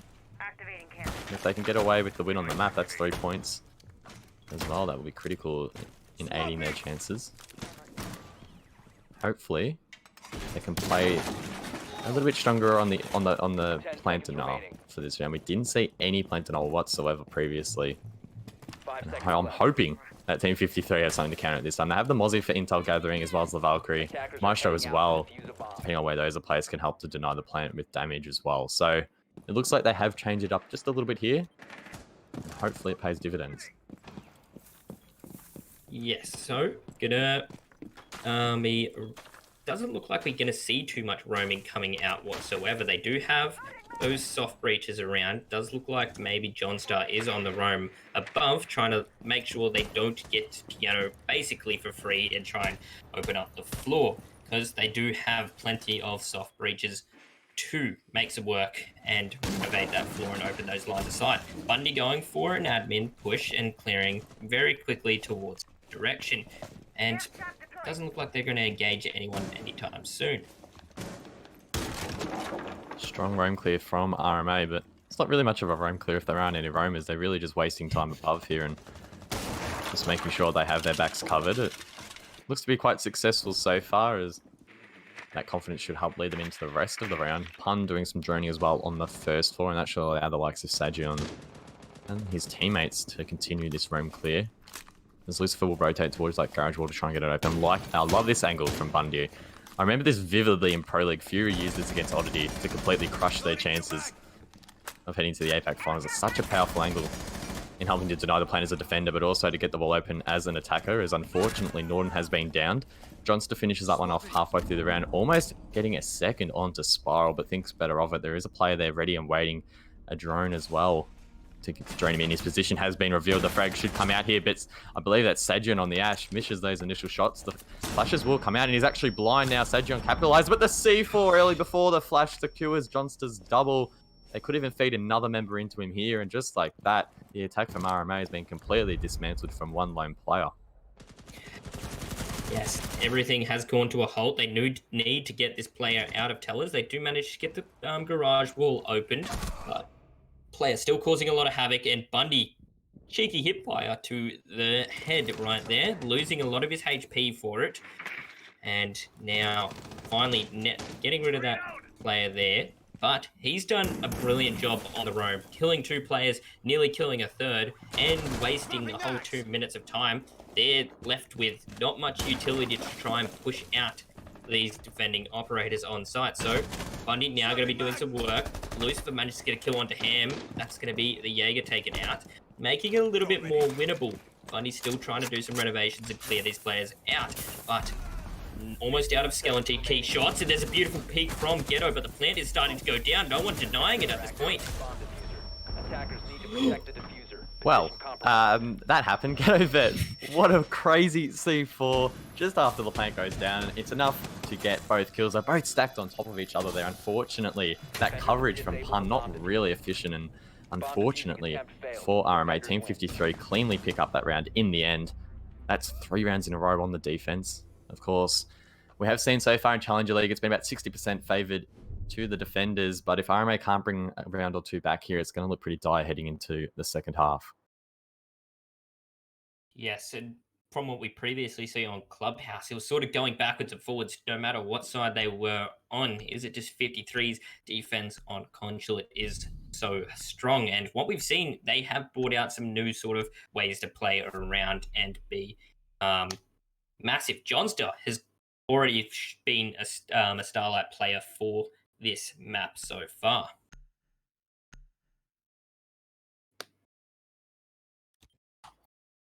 Yeah, Johnster causing a lot of disruptions. We saw him do it above with that unorthodox hold of admin. And then once again, below inside of admin with even less setup. He was just able to frag out there and played it super well. And yet absolutely going to town with that Mozzie. In this round, he's actually going to be on Vigil. So he's opted off that alibi. Probably expecting that RMA will read into it this round and be expecting it. So I'm liking that he's adapting on the fly here. Playing that Vigil is going to cause issues as well if he's playing below, and RMA seem to be a team that like to play off their drones and drone each other in, and I don't think there's any better operator on that defense than a Vigil to try and disrupt that. 5 seconds. Yeah, so a little bit of a change up is always good, and a lot of team damage already done to the Valkyrie at this point. Half HP, no doc to stim him up, so Valk went down very early on in this round on this site previously, and now teammates are trying to take him out also. Where was Johnstar under a table? Oh my goodness, Johnstar, what are you doing? He is hiding under a table in admin. Looks like a really dark spot in the map as well, and if he's wearing a black uniform, that's going to make him really, really hard to see. And that visual cloaking device as well will make it even more challenging. So this could be a big play here. Keep your eyes wide open here. Johnston could be on for a massive play. Doesn't look like they've drained him out so far. Bundy at least missed him on that first one. Maybe his position hasn't been revealed here. If it has, it should be a pretty easy pre-fire through the sort of wooden dividers there. But if he isn't, Johnston could definitely get 2 or 3 kills easily here. Yeah, so it's just locked in this position. It's going to be massive, and there's going to be... They know he's... If he's here, they think he's behind a table. Oh my god, no! Oh, he gets the kill! He gets the double! Oh my god! Johnston, you're not allowed to do those things, mate. Oh my god, RMA, they're going to be absolutely shell-shocked. They're going to be thinking that someone has missed an easy drone there, but it really wasn't. Johnston completely hidden underneath the table, and he gets a third. Bundy off the board. They're just feeding him at this point. Lucifer and Pun, the last 2 alive. Johnston just absolutely dining out inside of admin, and that is just terrible news for RMA. Team 53 looking like they're going to hit a 4-0 lead, and that's going to be so hard to recover from. This just doesn't look good for them whatsoever. Why'd they send in the 3rd player to swing in? They knew he was still in position. You're going to win pretty much every gunfight when they're rappelling in. I don't know why they chose to send in a 3rd. That's just not the play. So now, a minute left. 2 attackers against the whole lineup of Team 53.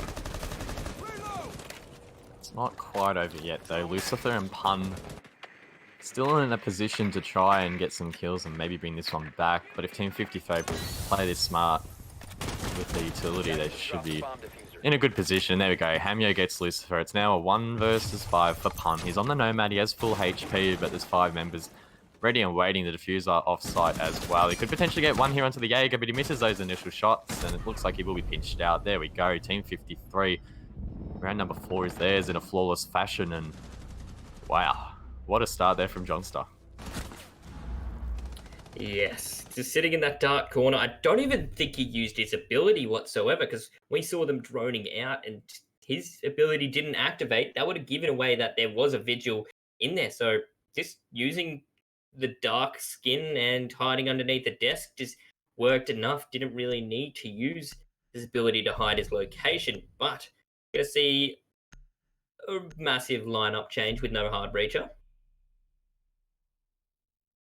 No hard breach, but it is lobby, so probably isn't 100% required. I'm liking the lineup that RMA bringing here. We will see a flank watch as well. Gridlock. I don't think we've seen a lot of gridlock tonight, if any. So that's a nice little change up there. We've seen Nomad here and there, but gridlock definitely a good addition. Both flank watches good in their own right. Different sites and different playstyles favour each one. So unfortunately, perhaps you will laugh out of Black Eye and can't get that one back. But I think the question is, Chuck, do you think that RMA have really any chance of bringing this one back? Even if they win maybe 1 or 2 rounds in this half, do you still think their defense will be as strong as Team 53, or could we see them get demolished? I reckon there's always a chance of bringing it back when it's a defender-sided map like this one is, but they do need to win at least 1 or 2 rounds on attack to give that chance. Unless they want to go the whole way and go a 4 or 6 rounds on the defense, it's going to be tough because, you know, one mess up and you're going to be losing the map. So they do need to pick up at least 1 or 2 rounds on attack. An interesting angle there from Sphinx, trying to get anyone that could be repelling above the double window here in towards meeting. I don't think there's anyone there at the moment as RMA try and scout out the map. IQ here, scouting for utility. It appears as if they might be going for a yellow push on this occasion, which is a good adaptation. I'm happy that they decided to do this. Admin was just not working for them in any instance. So good adaptation here.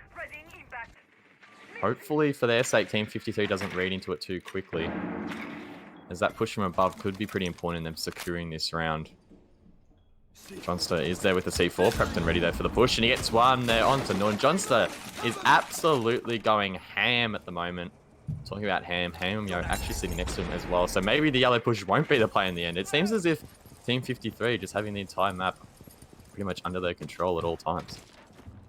Yeah, they're just reading into the pushes where the players are going to be sitting, and really nothing is coming out from the attackers right now. Johnster's just doing the works right now and it's causing a ruckus around this whole map. Prack's going to be on the bottom floor. Bundy has made his way into the bottom of yellow stairs, and this is where we've seen some teams not have the most attention towards this yellow stairs. A lot of teams can just walk in, but Ham does look like he has it, and he manages to get a kill onto Lucifer, but immediately refrags. But Frag's going either all, and it's all Sagion, but John's just going to be there to take him out. Team 53, 5 rounds in a row. Wow. I think Johnster should, at this stage, probably just change his name to All-Star. He has just been running around this entire map, shredding anyone that goes into his crosshairs. So definitely safe to say that he's probably been the MVP so far, as Team 53 looking to clean this map up pretty quickly. We could well see a perfect half here, of course. There's only 1 round left before we switch sides. It will be basement. This is definitely been a stark contrast to map number 1, which, if you have just joined, was Clubhouse. It was a 6-all draw in the end. Unfortunately, though, for RMA, they haven't been able to replicate that here on map number 2, here on Consulate, and it's been a downhill slide basically the entire map. Yeah, it doesn't look like Team 53 are bringing out all their pretty much strats for this map. They want to get that win want to stay in the competition. So they're bringing out all these secret spots and how their strategies. They've already used 2 different strats that they've have on this site for that top floor hold. So now they can be read into, but they does look like they're going to secure this map win and at least pick up 4 points tonight. Yeah, it's gonna be a tough feat, I think, 10 seconds for left any before team insertion. to come back from an 0-5 deficit. But I think it has to play into their mind a little bit that they actually managed to draw on the first map. So following this up with such a disappointing performance, it's going to be hard to sort of devour at this stage. And I can't help but feel that RMA, they're going to be in the dumps a little bit here. It's obviously complete speculation. We don't know exactly what their mental fortitude will be like, but I feel like an 0-5 deficit to any team will have at least some sort of subconscious effect and prevent them maybe going for a peak here and there and having that confidence to go for an aggressive play. If someone drones a player out or whatever the case may be, it's not going to be favourable. And Team 53, they seem to be on at the moment, particularly John Stars. I think I could see him in the top right of that drone. There we go, he's at drinks, and they know this has been a problem player, RMA, so hopefully for their sake they can try and clear him out nice and easily here, and if they can, they might be able to secure their first round. They have brought everything out to try and remove this trouble player. There's got the Jackal scan going on him and droning out to try and pin his location, and there we go. Bundy gets the kill onto him. He had no way to really get out of that position, and they deal with him very quickly this time. This is a player that did sort of mess with them heavily when they went for this garage hold. He was previously playing in Tellers when they held the site previously. So now getting rid of that player and they have full control of these top floor sites means they're going to be able to do a lot more work and site prep to try and get and shut down the defenders and make them a little bit uncomfortable from above.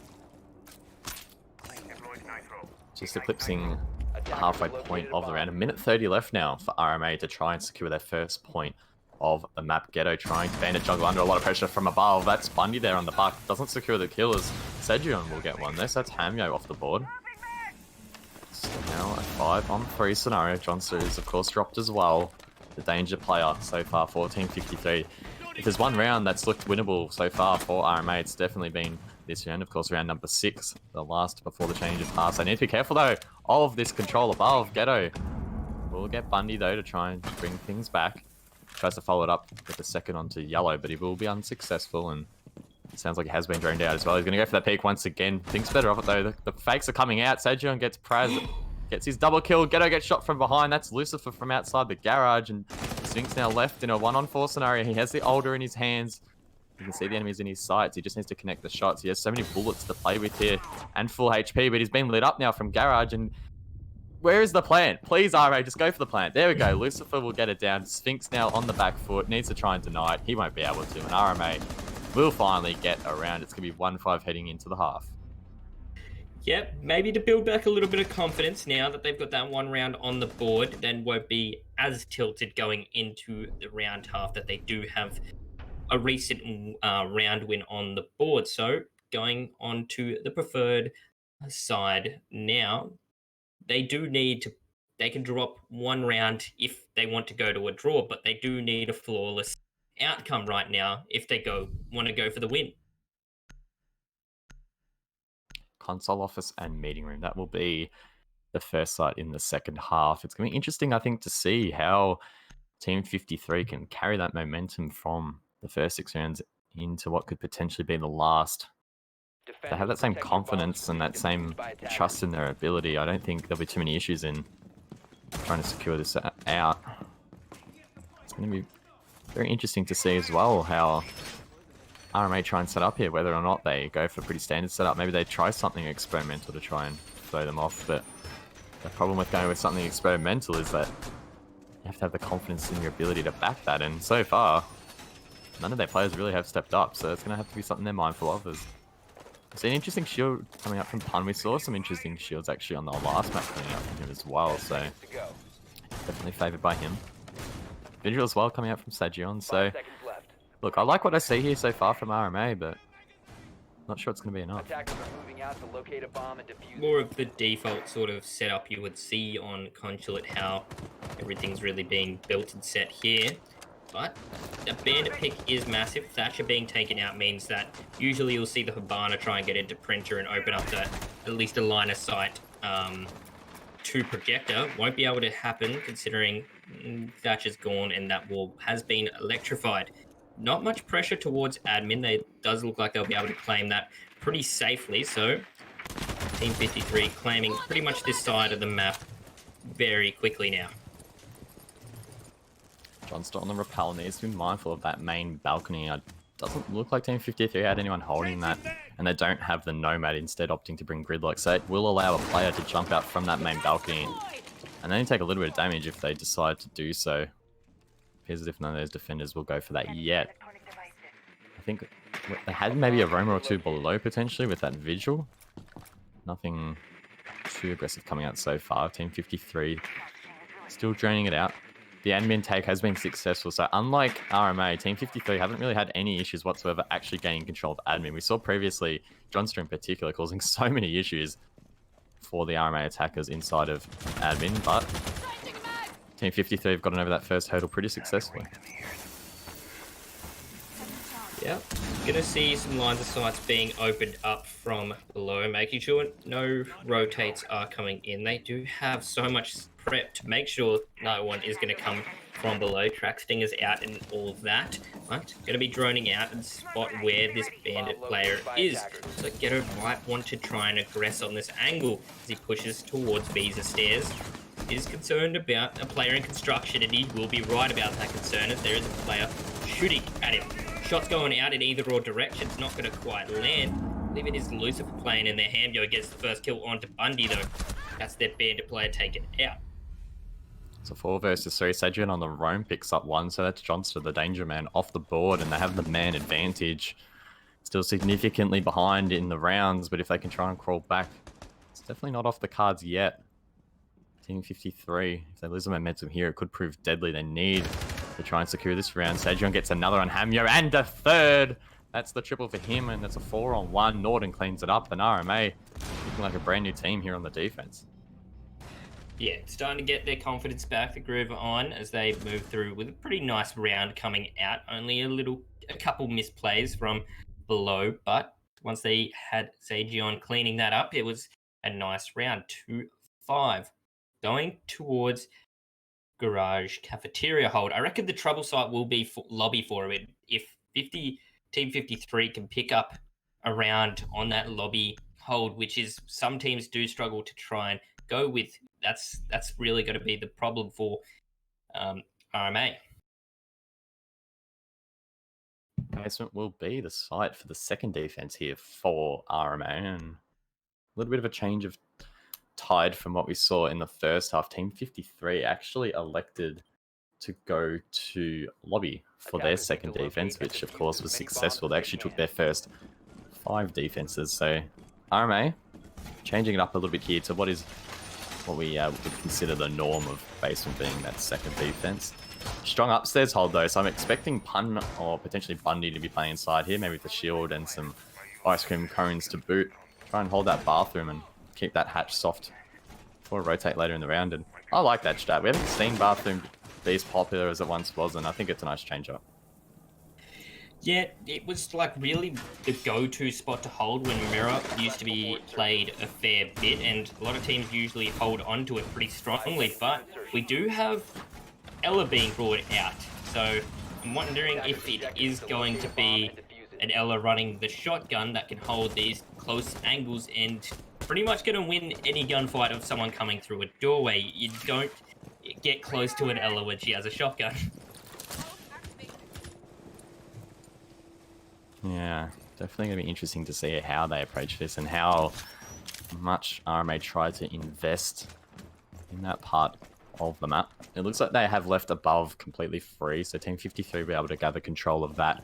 But that's not really going to amount to much. Bathroom is protected from above, and really the only entry point is from piano if they open the wall, or straight through the door, which will be hard by that shotgun. So definitely a precarious position potentially here for the attackers. Kraz does spot out that there might be a player there, seemingly seeing the defender behind the shield. They are, of course, two-way. A long angle has been produced, but it's not going to be enough to get the kill. Yeah, I'm playing very safe in this position right now. 2 ADSs. Oh, it's going to be running the Scorpion instead.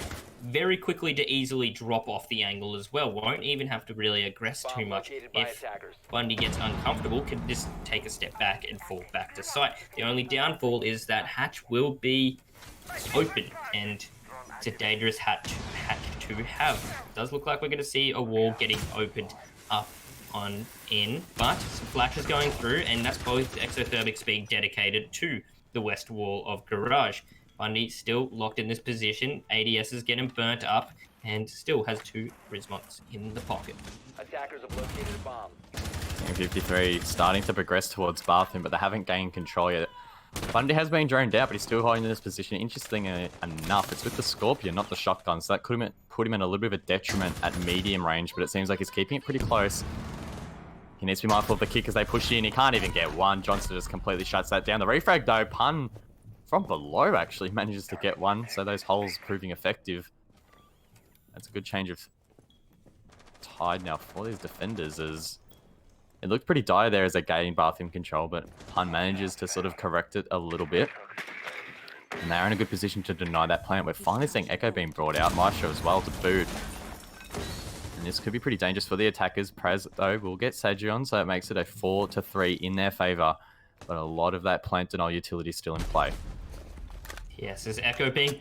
What is that shot from Praz right there? Lucifer goes down. They do have this Echo in play, and he's going to be able to deny it in a couple more seconds. Not enough to completely get rid of it. Pun manages to get a kill onto Praz, but that Echo drone goes down. He won't have time to move the other one into play. The plant will go down. Unfortunate from the Echo player there, but Pun's just going off with his SMG-11, managed to pick up a triple kill, going for the ace at this point, and going to see Ghetto get the kill onto Norton. Pun gets the kill onto Ghetto, though. Now he actually has to go for the ace. Low HP, he knows the IQ is above. It's going to be down to him. So, low HP, and he gets taken out. Unfortunate for Pun. All the intel for Ham, and good play coming out from Team 53, securing the draw. Yeah, this one's... That round, actually, so it was looking quite close there. Really late, the Echo unable to deny that plant. And that really played into the hands of Team 53, who, as you mentioned, will now be on match point. So they've at least walked out of tonight with 4 points. They gathered 3. Oh, sorry. They've at least walked out with 2 points. They gathered 1 point in the first map, which was a draw.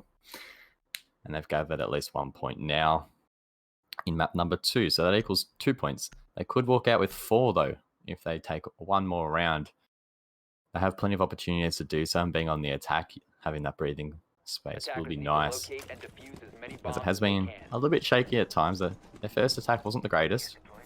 They did back it up, though, and it looks like they should be able to come home pretty strong.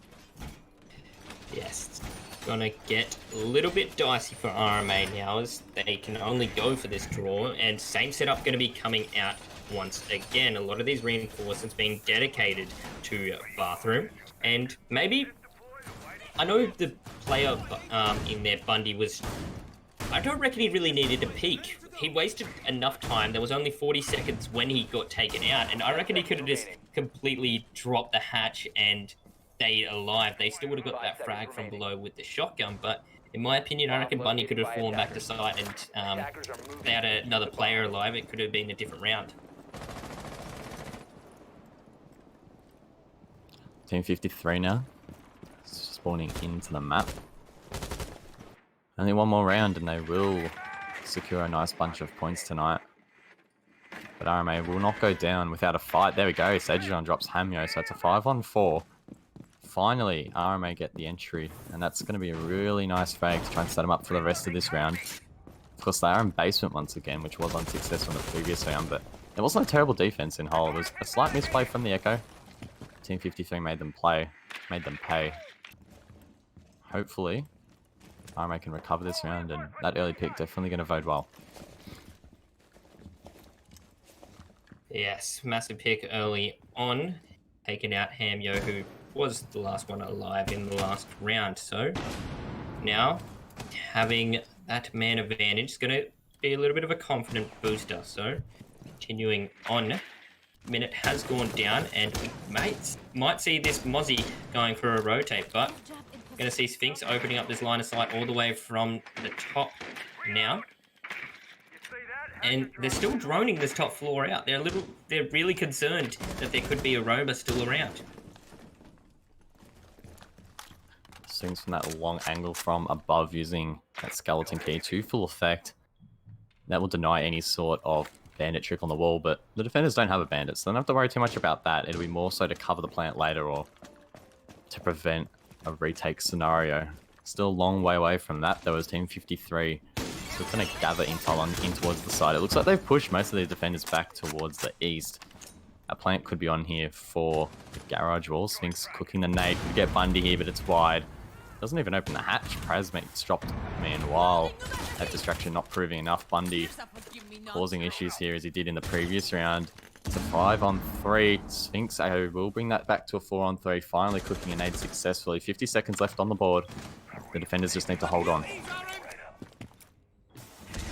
Yes, that hatch not being opened up, but no longer having ammo in the skeleton key is going to go try and push down yellow stairs. Norton manages to pick up a kill onto Johnstar, and that's going to maybe secure this round for the defenders. 2 players left and 31 seconds left on the clock. Ghetto's going to have to try and get a plant down, and there is so much plant denial ready to go. They have that Maestro that will get into a gunfight, get tagged up just a little bit, not lose his life yet. Ghetto getting in an aggressive position. Smoke's going out. No, that was at the Nitro itself. Doesn't quite land, but 10 seconds left on the board, and this plant might go down.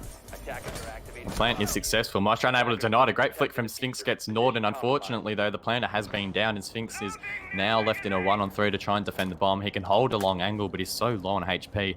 One single bullet here should be enough to down him, even at that range. RMA just need to play this smart and not feed him. Sphinx in a perfect position, just holds his fire, but it's not enough, and he will be taken off the board.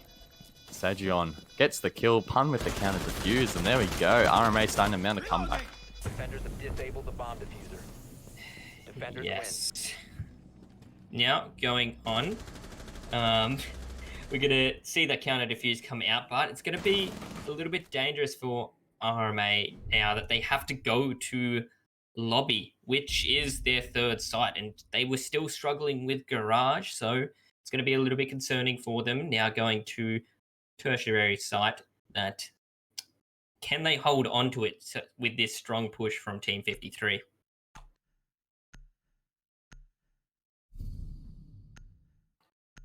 Could be a bit of a tall order here as RMA seemingly have started to gain some momentum. Only 3 rounds away now from getting that draw.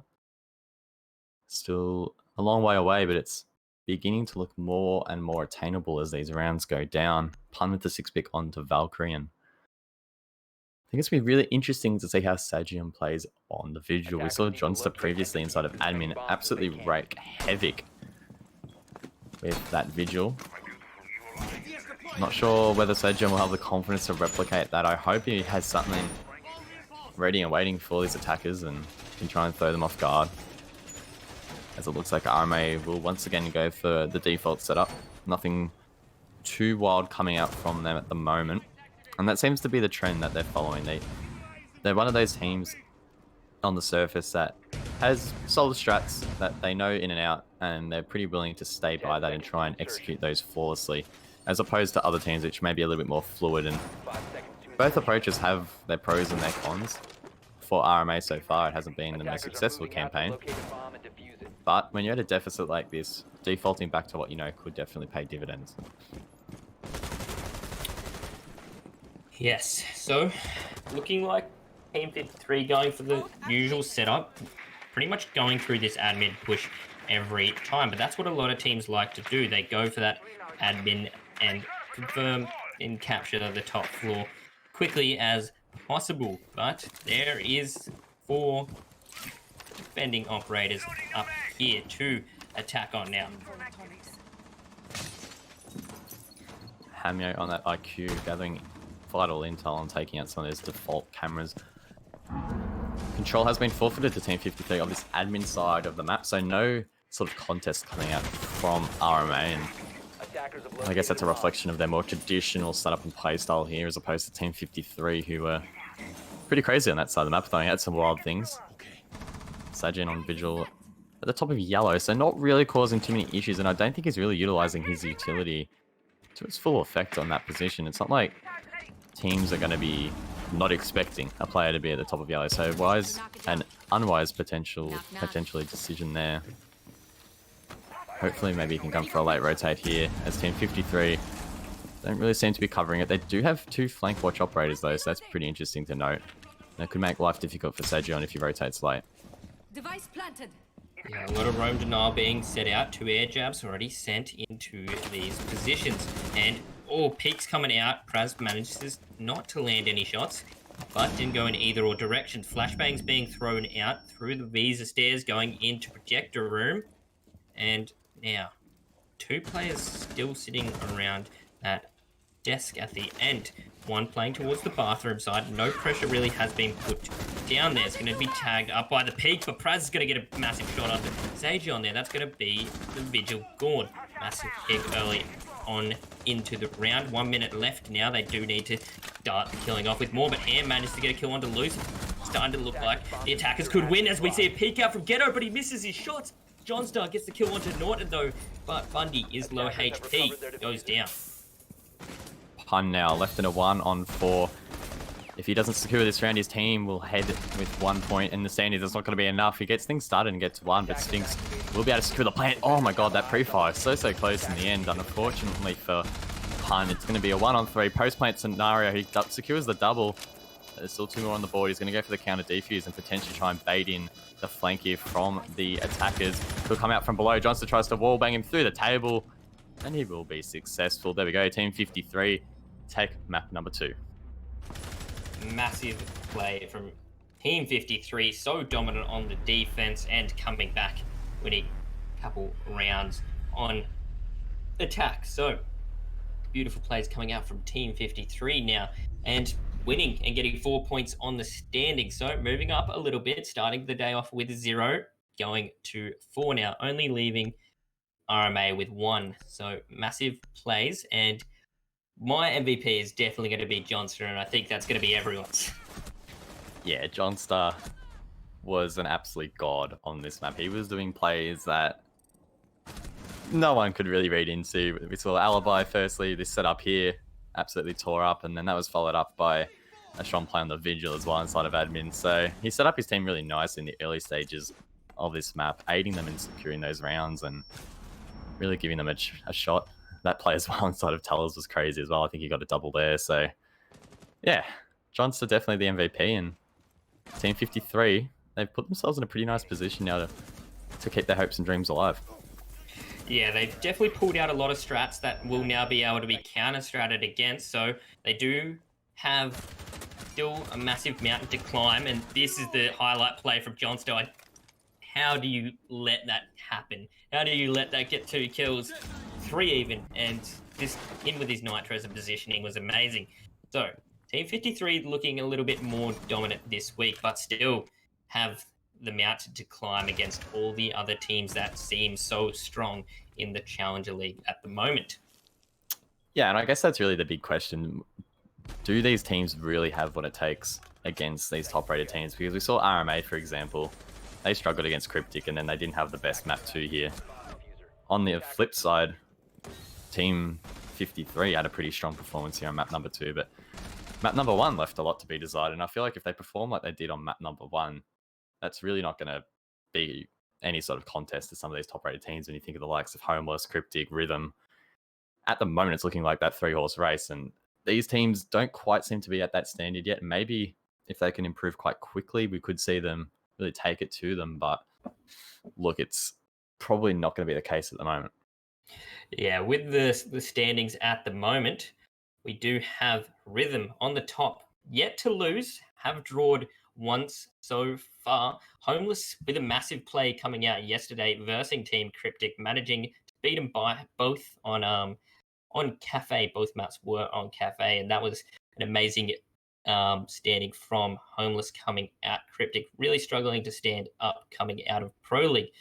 But who is your best bet that you think is going to take this out on number 1 so far?